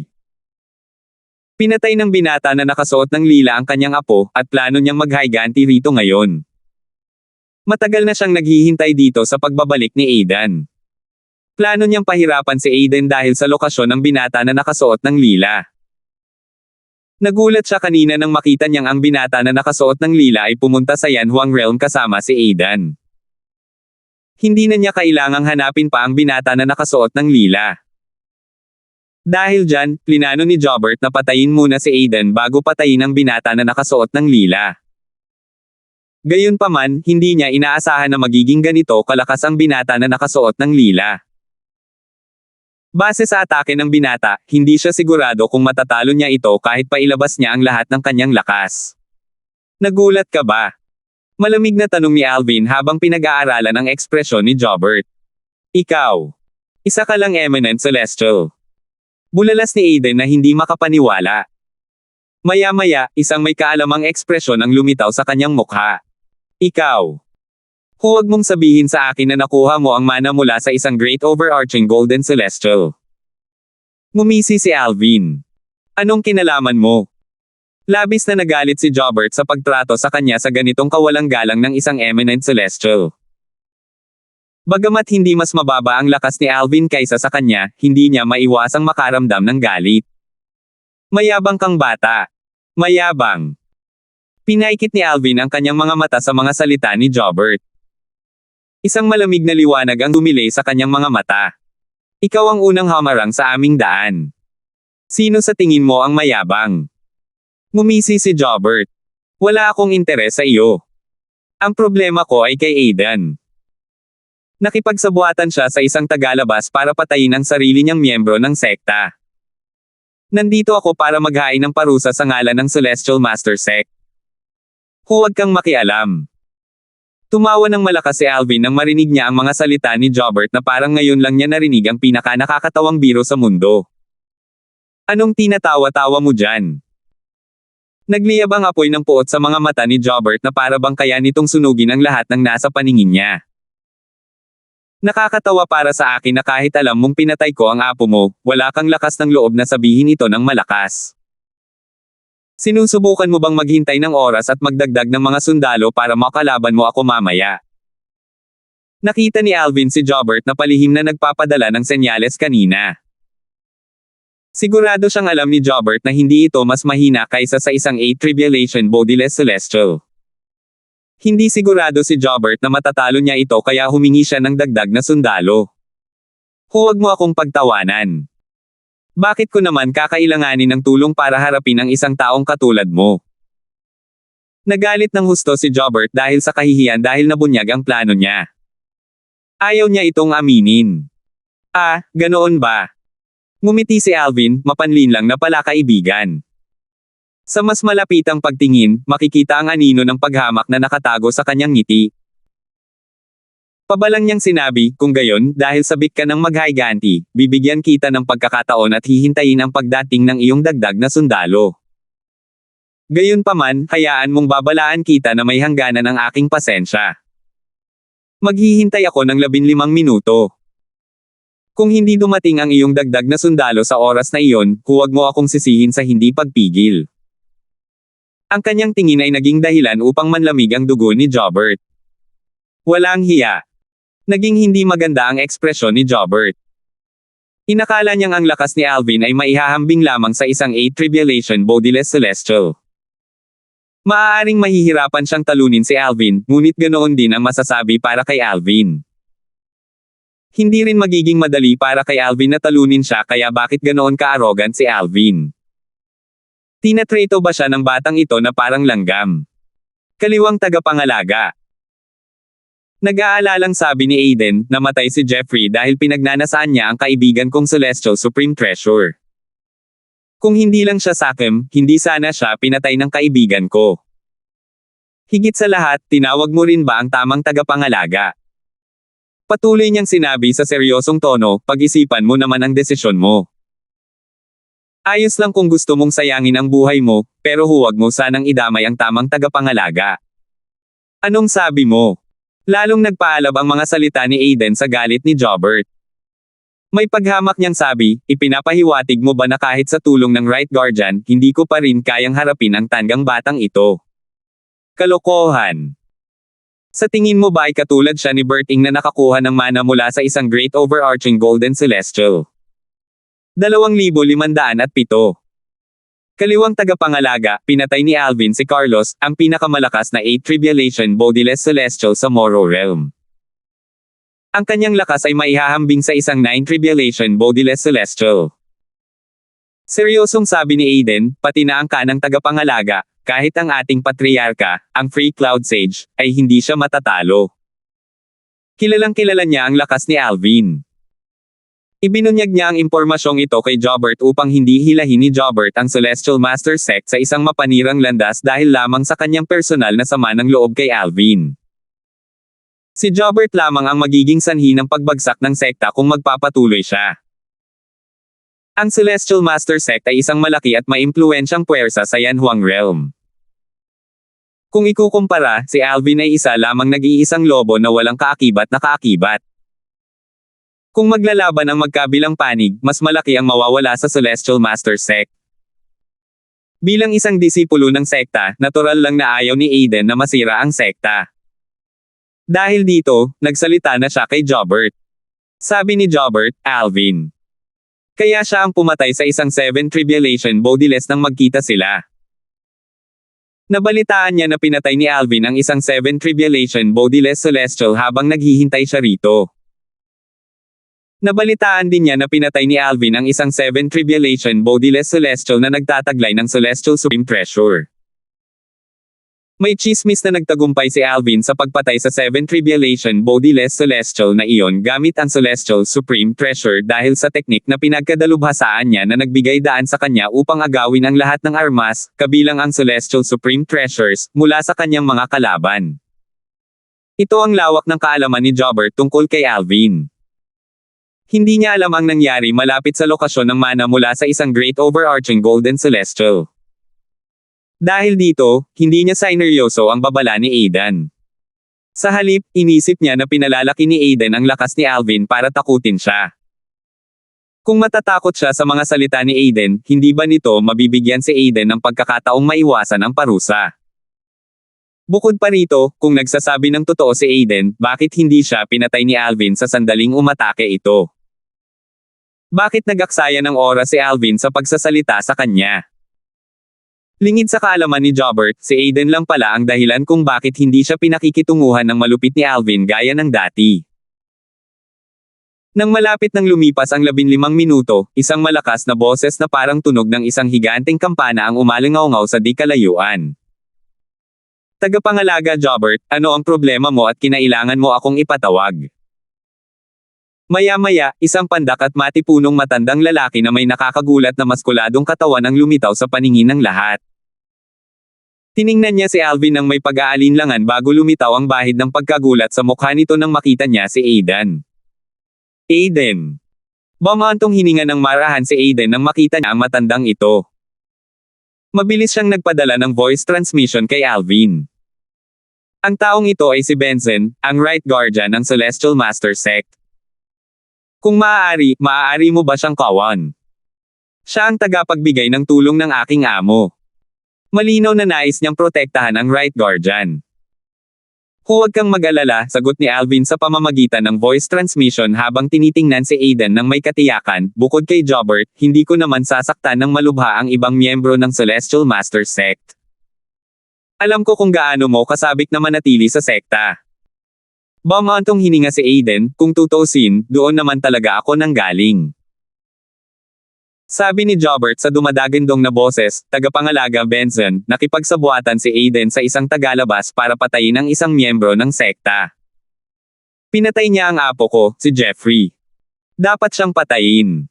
Swoosh! Pagkatapos magsalita ni Jobert, agad na dumilim ang ekspresyon ng kanang tagapangalaga. Tila tumagos ang kanyang mga mata kay Aiden habang nagtatanong, nagsasabi ba ng totoo si tagapangalaga Jobert, Aiden? Nakipagsabuatan ka ba sa isang tagalabas at pinatay mo si Jeffrey? Maaaring isa ang Panginoon ni Aiden sa mga paboritong disipulo ni Benson, ngunit si Jeffrey ay isang mahalagang tao sa nakababatang henerasyon. Pangalawa lamang siya sa kanyang nakatatandang kakambal na si Barley. Natural lamang na pinahahalagahan ng sekta ng mga Celestial Masters ang mga mahuhusay na kabataan. Dahil dito, nagalit si Benson nang marinig niyang maaaring nakipagtulungan si Aiden sa isang tagalabas upang patayin ang isang may potensyal na kabataan sa sekta. Tama na tagapangalaga, ako. Nagsimulang magpaliwanag si Aiden. Gayunpaman, mabilis na pinutol ni Jobert si Aiden. Ngumisi siya habang sinasabing, anong klaseng mga dahilan ang iisipin mo? Ako mismo ang nakasaksi sa buong insidente sa pamamagitan ng mirror image formation. Paano mo pa rin ito maitatanggi?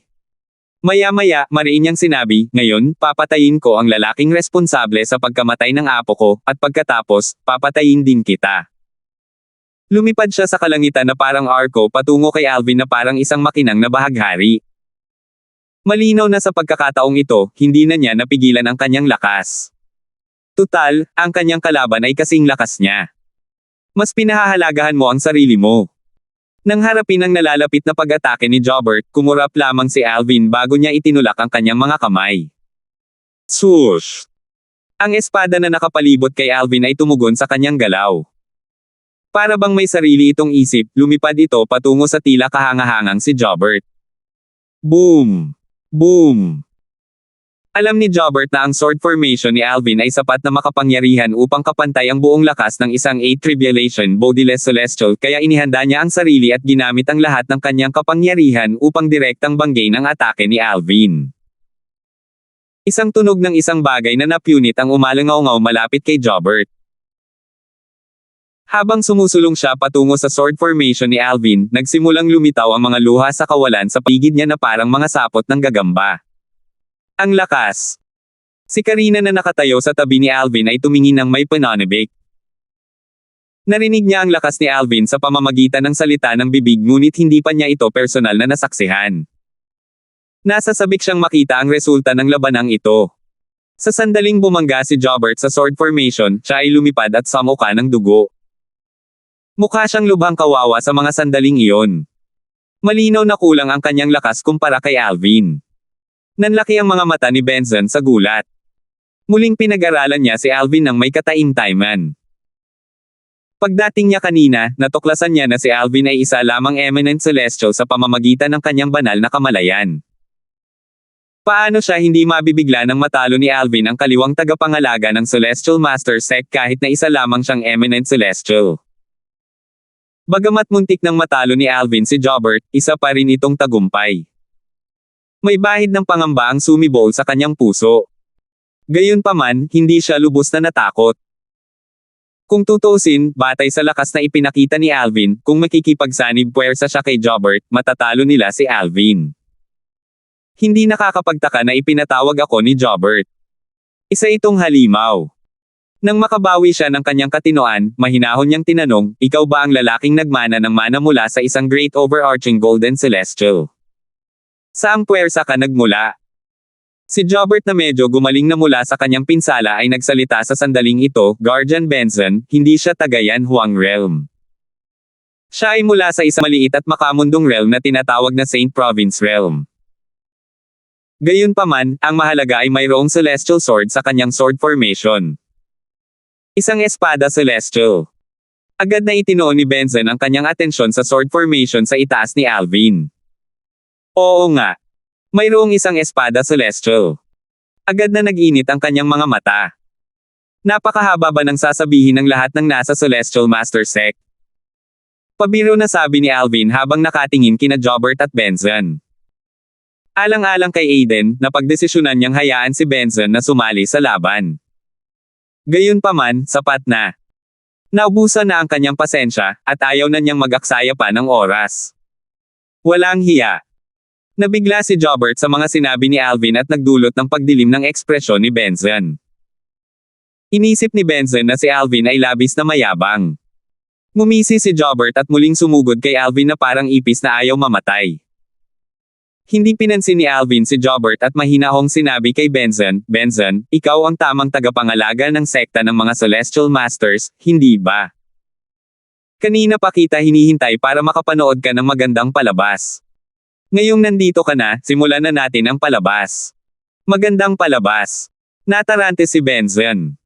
Sasali na sana siya sa laban ngunit ang mga salita ni Alvin ang nagpahinto sa kanya.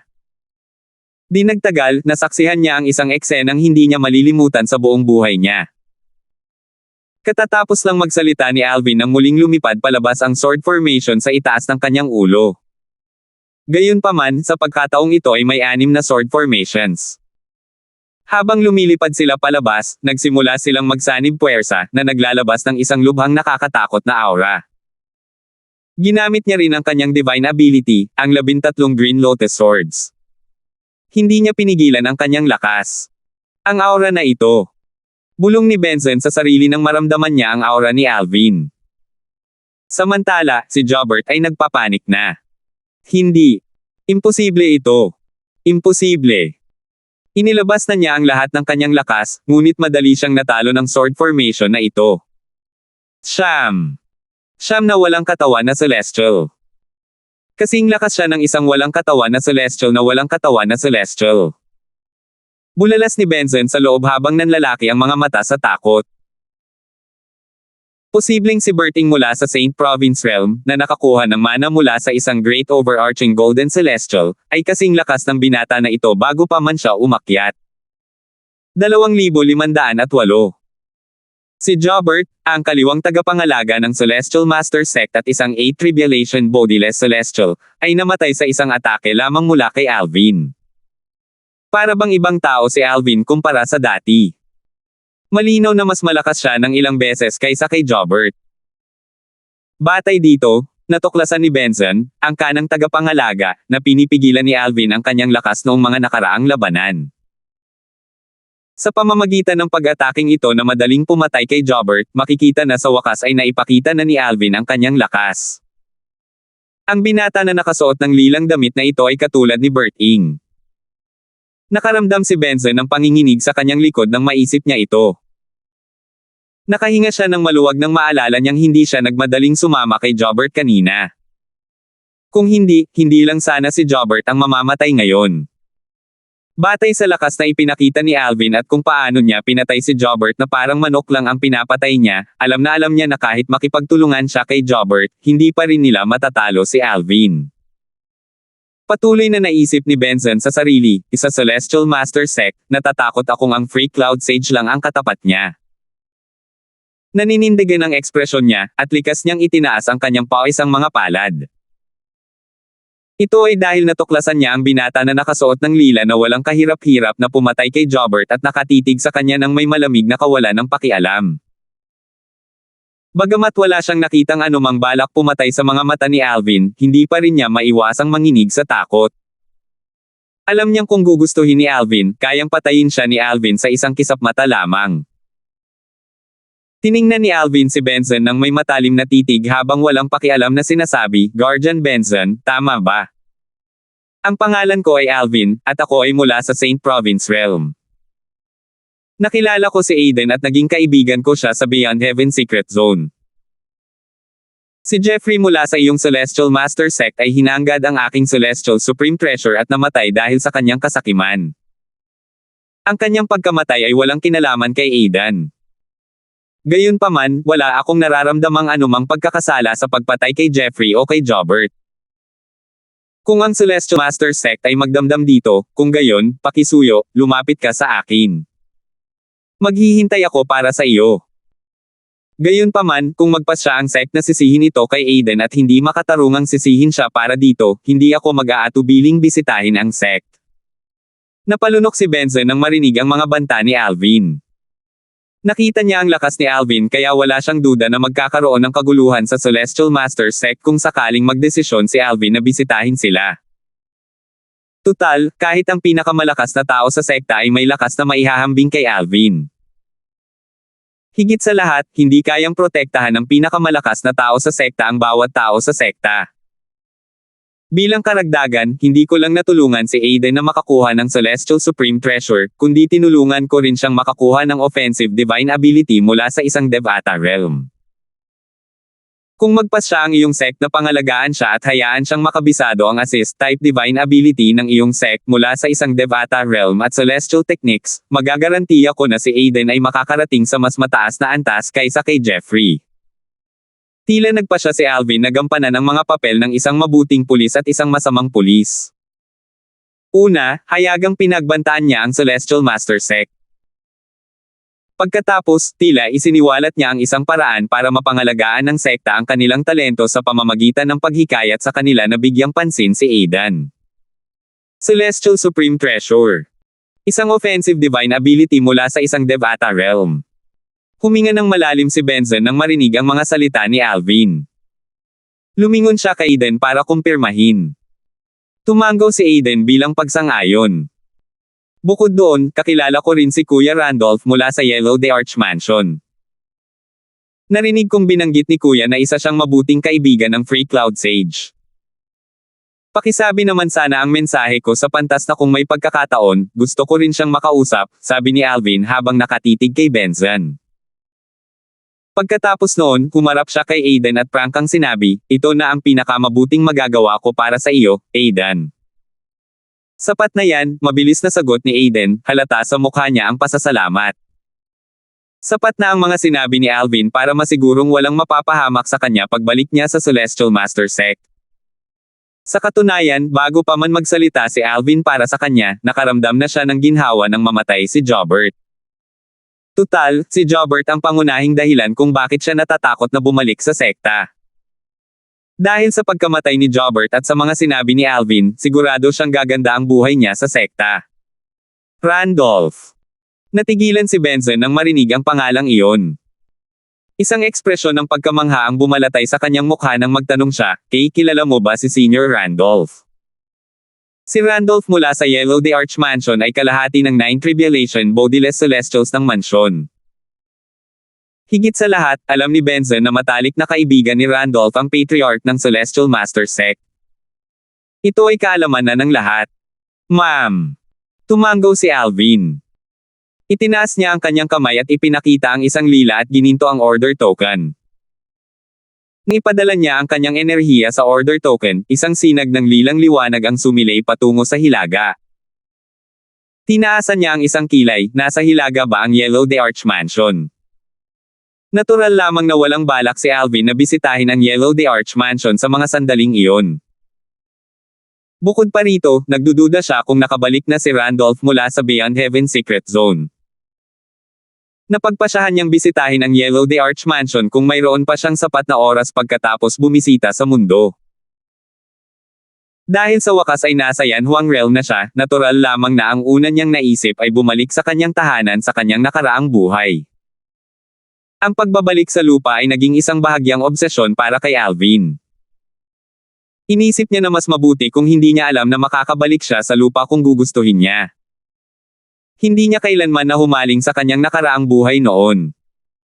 Gayunpaman, ngayong alam na niyang posible na siyang bumalik, hindi niya maiwasang isipin kung paano siya pinagtaksilan ng kanyang manager, na naging dahilan upang mag-alab siya sa galit. Tila hindi niya maalis sa isip na namatay siya noong huling buhay niya dahil sa pagtataksil ng kanyang manager. Kung makikita ko siya, dapat ko siyang tanungin kung bakit niya ako pinagtaksilan noon. Itinuring ni Alvin ang kanyang manager bilang kanyang kapatid at tanging kamag-anak sa mundo. Hindi niya inaasahan na ang isang taong itinuturing niyang kapatid ang magiging sanhi ng kanyang pagkamatay. Naisip niya sa sarili, ilang dekada na ang nakalipas, malamang matanda na siya. Sana ay hindi pa siya namatay. Batay sa panahon mula nang magsimula siya sa kanyang bagong buhay, naisip niya na ang kanyang manager ay malamang nasa edad 70 o 80 na ngayon kung hindi siya namatay sa katandaan. Buong tapang na naisip ni Alvin sa sarili, gayunpaman, gusto ko pa ring bumalik sa mundo kahit sandali lang para makapaglibot-libot ako. Habang nililikot ni Alvin ang order token, nanlaki ang mga mata ni Benson nang makita niya ang order token. Iyan ba ang Violet Gold token ng Yellow the Arch Mansion? Ang Violet Gold token ay hindi basta-basta ordinaryo lamang na order token batay sa kaalaman ni Benson. Tanging ang mga elder na nakaakyat na sa Devata Realms ang may-ari nito. Mabibilang sa isang kamay ang bilang ng mga taong may-ari ng order token na ito. Lahat sila, walang exception, ay mga elite sa Yanhuang Realm. Kinilala ng mga miyembro ng Yellow the Arch Mansion ang mga tagalabas na may hawak ng Violet Gold token bilang mga kaibigan. Sino mang maging kaaway ng mga taong iyon ay automatikong magiging kaaway din ng Yellow the Arch Mansion. Itinuturing din silang kapantay ng Mansion Master ng Yellow the Arch Mansion. Muntik ko nang makalimutan. Maaaring isa lamang siyang eminent celestial, ngunit ang kanyang husay ay hindi mas mababa sa isang 9 tribulation bodiless celestial. Hindi nakakagulat na may isang taong napakalakas na nagtataglay ng Violet Gold token. Aidan, bago ako umakyat sa isang Devata Realm, kung may oras ako, bibisitahin kita sa Celestial Master Sect. Kung hindi, well, maaari rin tayong magkita sa Devata Realms, nakangiting sabi ni Alvin. Bagamat kakaunti lang ang kanyang mga kaibigan, lahat sila ay mahalaga sa kanya. Sige, sagot ni Aidan sabay tango.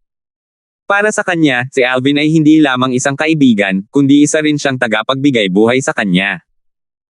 Gusto niyang sabihin kay Alvin na ayaw na niyang bumalik sa Celestial Master Sect. Sa katunayan, gusto niyang sumunod kay Alvin hanggang sa umakyat si Alvin sa isang Devata Realm. Gayunpaman, hindi niya ito sinabi. Tutal, sa kanyang kasalukuyang lakas, pakiramdam niya ay magiging pabigat lamang siya kung susundan niya si Alvin. Tara na, sabi ni Alvin kay Karina. Agad na umalis ang dalawa, at naglaho sa ere sa harap ni Aidan at Benson. Iniwas lang ni Benson ang tingin niya matapos mawala ang figure ni Alvin. Humarap siya kay Aidan at bumulalas, napakaganda ng naging kaibigan mo, Aidan. Alam ko, sagot ni Aidan sabay tango.